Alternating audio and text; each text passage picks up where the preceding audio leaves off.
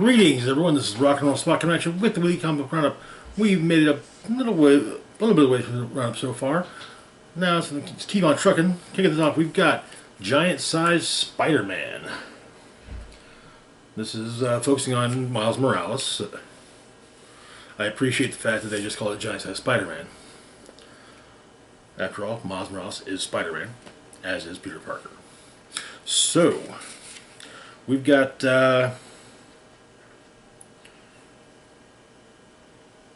we have an original story starting off, followed by a reprint of Ultimate Comics Spider-Man number 22.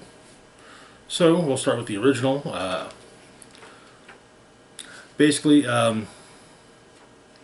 Spidey and Misty Knight are looking into one of the various gangs that operate out of Brooklyn.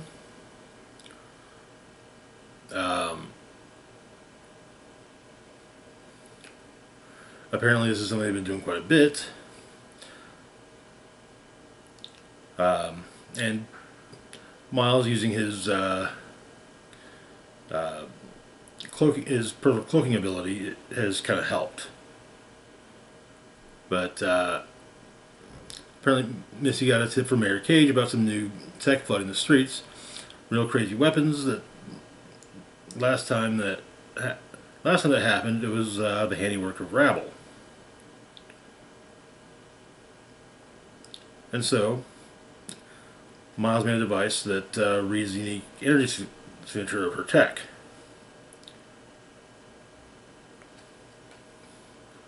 It seems that it does it's Rabble's tech alright, but he can't tell if it's old or new. We've also learned that Miles has been working on something with it when it comes to his spider sense. His therapy sessions were just a way to reset his spider sense back to normal. However, he learned that if he really focused, he can almost see the danger. So, as his spider sense goes off, a handful of guys coming in, so he goes invisible. And then starts attacking. However, the spike goes off again as Venom shows up.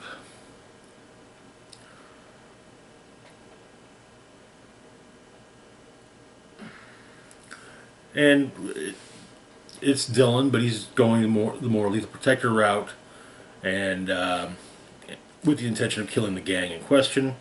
But him and Spider-Man do end up working together a bit, though Miles does have to say, "Hey, look, you're not killing anyone." Interesting to note that Venom still will trigger Miles' spider sense. It makes sense, as the Venom symbiote wasn't bonded to bonded to Miles, and so therefore the fact that it can cloak whereas it was bonded to Peter, which is why Venom doesn't trigger Peter's spider sense. So with the fact that it was never bonded to Miles, though, it makes sense it would still trigger his spider sense. But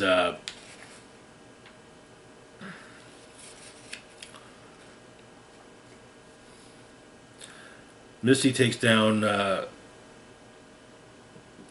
stuns Venom. Not just stuns him, keeping him from hurting her, from doing too much damage to her her intern. And but utilizing two things that are known to most hurt symbiotes, Flame and Sonics, and Dylan is forced to escape. As Venom's escaping, Dylan tells the symbiote that they need to have a talk, and that they need to be doing things in a 50-50 manner. The leader of the gang tries to claim that he helped, but he's arrested. Spider-Man's got a piece of Ravel's tech, and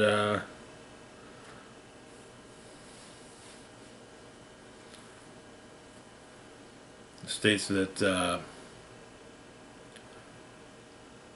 looking at what he grabbed from of it, it's more that she has better resources or backers, benefactor perhaps. And Spidey adds that it's one with a bigger plan than just the little gang they took down in Brooklyn. They need to get in front of Luke Cage, and that's the best thing they can do is prepare, because they know that Ravel's doing the same. And yes, Ravel does have a benefactor, the Hobgoblin. And the story ends with a tag to be continued in Gang War. Ultimate Comics Spider-Man number 22. Something's happened to... I don't know what occurred in, probably about issue 5 or so, or issue 6 through 21. So, but Miles' dad's been taken to the hospital. But something like looks like Venom is attacking the hospital. Miles shows up,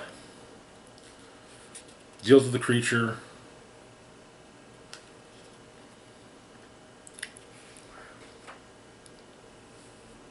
But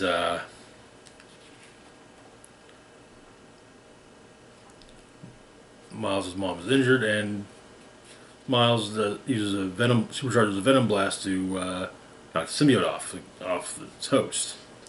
But Miles' mom dies in his arms.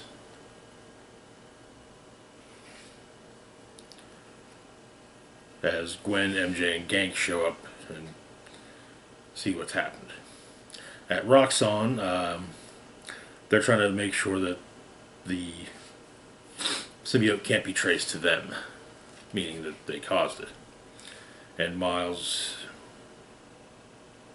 ends up tearing up his Spider-Man costume while shouting "No more" the next morning. And that is where the issue as a whole ends. Yeah, when Miles Morales first appeared after the death of Spider-Man in the Ultimate books, I hopped on pretty early. It was a neat concept, a truly new Spider-Man, and kind of a lot of the same abilities, but also different ones. So but sadly, keeping up with comics and everything else in my life, I couldn't really, wasn't really feasible. So, and so I ended up dropping all my comics, including Ultimate Comics Spider-Man. I was quite happy when I got back into comics 6 years or so ago that probably closer to about 5 years ago now. I was quite happy to see that Miles was in the primary Marvel universe, so that was cool. Anyways, moving on to our next book, we've got Miles Morales Spider-Man number 15, tying into Gang War. Funny how that works out. We just had something that said it would be continued in Gang War, huh? So where we left off. Spider-Man was forced to work with some of the Cape Killers. Scorpion and a new recruit named Gust. While the Cape Killers took Misty, while Hightail took Misty Knight and Colleen Wing into custody.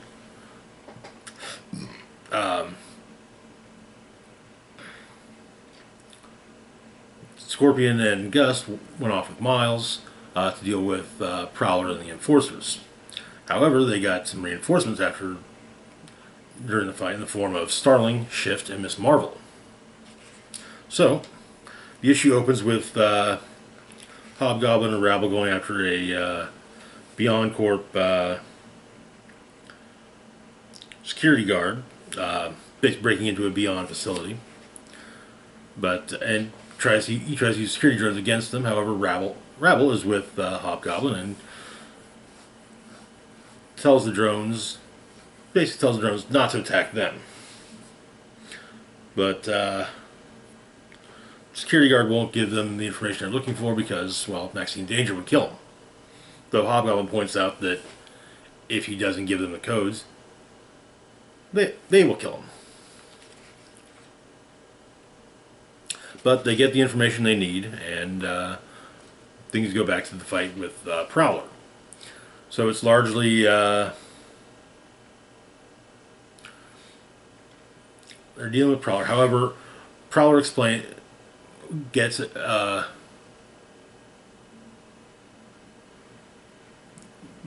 basically manages to get away from far enough away from the enforcers, at least, to basically explain that he's not back to his old ways. He's trying to stop Hobgoblin. And you know,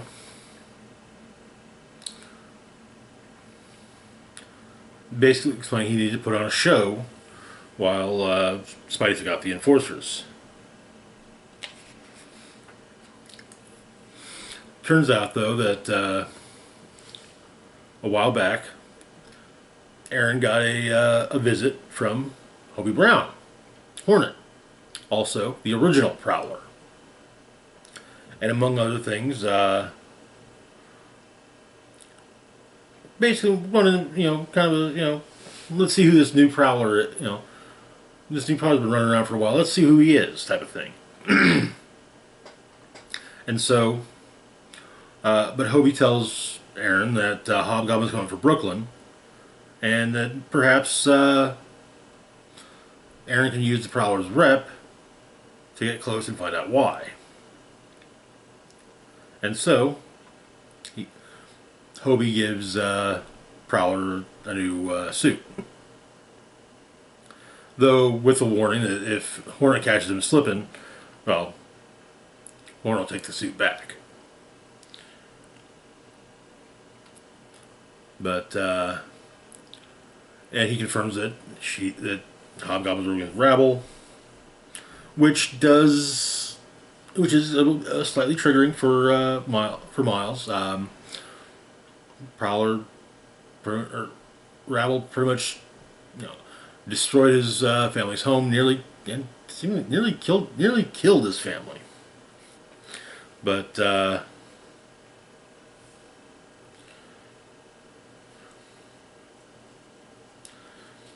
they work on a plan to stop Hobgoblin and Prowler.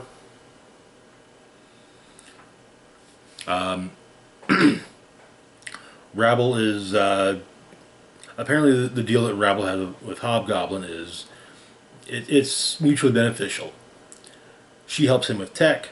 He helps her by utilizing Soul and Beyond Corp technology to basically fix the issues the physical issues that she has.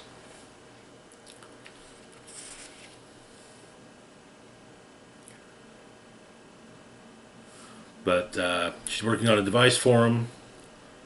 He's maybe not necessarily trying to rush her, but hoping that it gets done sooner rather than later, and it does. Apparently she just needed a fire litter under her.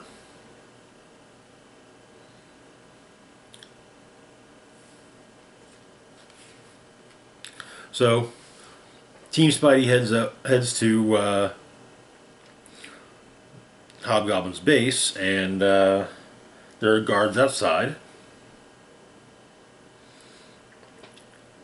Rigodonna, Shocker, Goldbug, Manbull, and Mr. Fish. So while Prowler has something of a map of the building, it's not detailed. He didn't have enough time to get a detailed map and whatnot. But the plan is that Prowler, Spider-Man, and Miss Marvel will go inside, handle inside, while Shift. Glurp is what Shift says. Shift, Scorpion, Gust, and Starling will deal with the guards outside. Oh, Gus is wrong. No, Gus goes with Prowler, Miss Marvel, and Spidey. So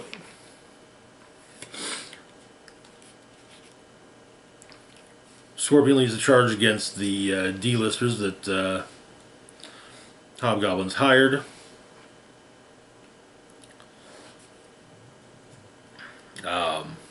It's like Shocker and Rickodon are the two that are the biggest threat, as Man Bull and Mr. Fish go down very quickly. Prowler does what he can to let Spidey know what's going on, and apologizes to Spidey for not letting him on the planet. He wanted to keep Spidey clean.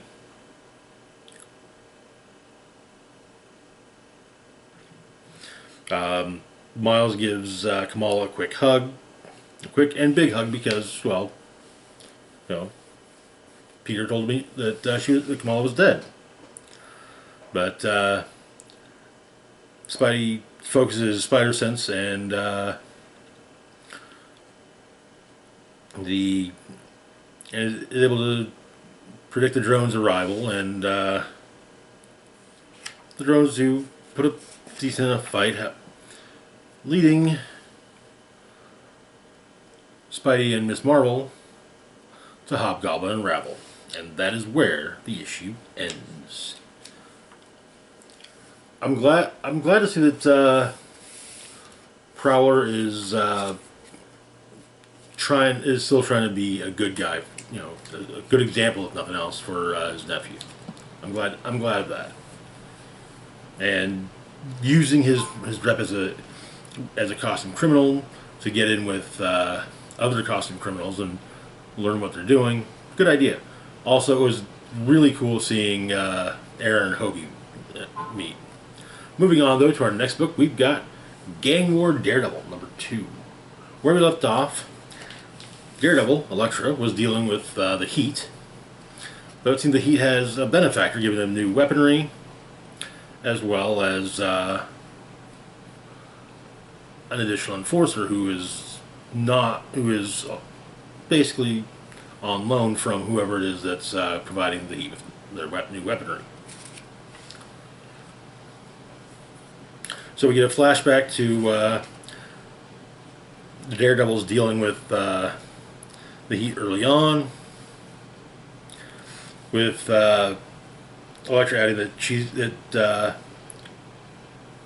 currently dealing with the Heat initially helped having Matthew by her side, but he needs the space right now, and so she's giving him time to get his thoughts in order and work through who he wants to be in this new world. And she's dealing with the Heat at Pier 87 presently, but their current leader, Raphael Scarf, is trying out one of the new weapons that the Heat's benefactors has provided them. Basically, an energy cannon that can be just put on someone's arm. Seems to do a lot of damage, and yeah, he tells the assassin enforcer that he wants more of those for the rest of the gang.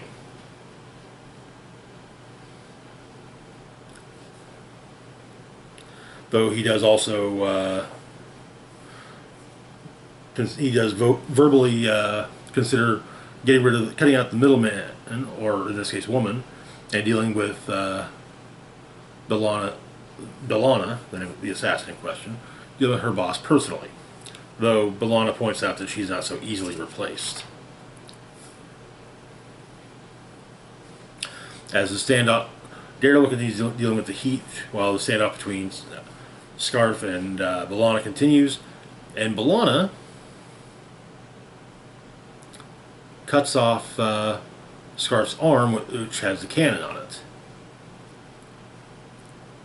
with a pair of retractable claws from her hand.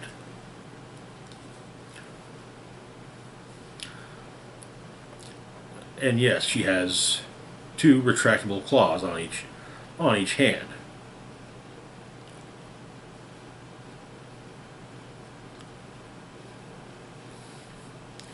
Of course, Elektra wants to know, how she has Wolverine's claws. Should be noted that Bellana is one of the clones of X-23 that was created by Alchemax, along with Scout and others. So, but she doesn't feel pain. Scarf escapes, missing an arm, but not all that he is as lucky. Daredevil manages to take him down and informs Luke Cage that for the moment the heat seems to be momentarily dealt with, and that a team is needed at Pier 87. Adding there's a building collapse. Several members of the Heat are down for the count. But after this, she's going for the Owl. And of course, Elektra is curious about this assassin. The assassin, meanwhile, Bellana goes to meet with her boss, Madame Mask.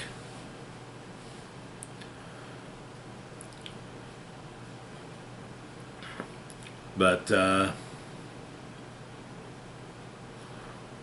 she tells Madame Mask that Daredevil showed up. It was Elektra, with Madame Mask explaining that no matter who wears the silly little horns, they won't put a dent in her plan.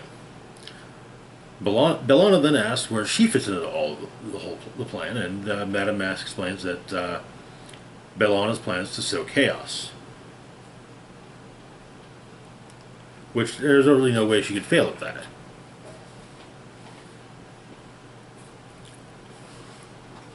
And Bellana does ask why her, but Madame Mask explains that she does have her Rolodex is bursting with killers, but she does, call her a feminist, and it seems that Bellana does really like the violence. And who is she? Who is Madame Mask to deprive someone of their pleasure?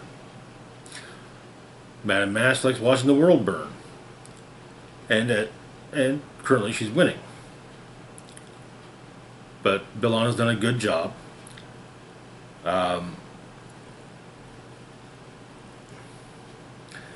she states that Bellana has done what she was hired for. They can the two of them can keep working together, or Bellana can leave. It's Bellana's choice. Money will be transferred at the end of business the next day. But Bellana states that she thinks she'll stick around. And Madame Mask gives Bellana her next target, Elektra. And that is where the issue ends. To be fair, I'll be quite honest, I did not know about... I didn't know who Bellana was until recently. I found an article online in the last few days that explained the whole thing. And that's cool. That's cool. I knew that the facility had made copies of Laura, and it's not surprising they used the same nanotech that prevents Gabby from feeling pain on the others. So, that said, there aren't many of them left, as when Laura rescued Scout, she did kind of, slaughter a good chunk of the others. So, yeah. Moving on, though, to our last book for the moment, we've got Gang War Luke Cage, number 3. Where we left off, Luke Cage had his Knot team had basically butted heads with Spencer Smythe, or yeah, I think Spencer. I think it's Spencer. Alistair Smythe. However, the next day, City Hall was attacked by giant spider slayers. So, while watching the news, Alistair reflects on everything. Basically how the Sentinels inspired the Spider Slayers. Alistair's father Spencer made them with similar with similar tracking specs. But but Spencer died, and so Alistair carried on.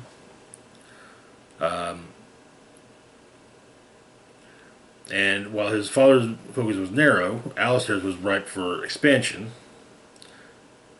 So, and apparently, Alistair wants to take over New York City.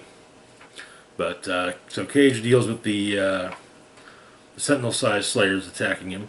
He gets saved by a cloak. Everyone else is called up and shows up. But conventional weapons and even Luke Cage beating on them isn't. While Luke Cage beating on them does seem to do the trick, it takes a while. But Jessica, Danny, Cloak and Dagger all show up. And more man-sized Spider Slayers attack. And Danny points out that they can't win fighting hand to hand. When asked if Danny has any ideas, he's got one, but he's got to get out of there to pull it off. So he heads where he needs to go. Damn it.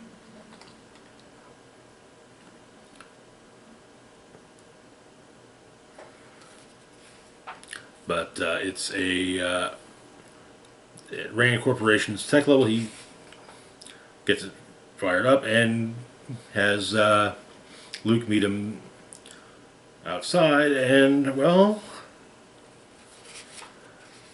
it's not exactly a Luke Cage or Danny Rand type style solution. It's what Cage. It's basically a giant robot exoskeleton, which Cage refers to as the Cage Buster. Nomenclature, I'd say, lends itself more to Tony Stark, but yeah. But that is where the issue ends. And hey, when you're dealing with giant robots, a great way to deal with them is to handle them is with your own giant robot, provided that giant robot is controllable. And when it's a piloted exoskeleton, a little easier to control, Anyways, that's going to do it for now. As always, feel free to like, share, and subscribe. Links to my Facebook, Twitter, Mastodon, Patreon, and PayPal can be found in the description box down below. This is Rock and Roll Spock signing off saying, live long and rock hard.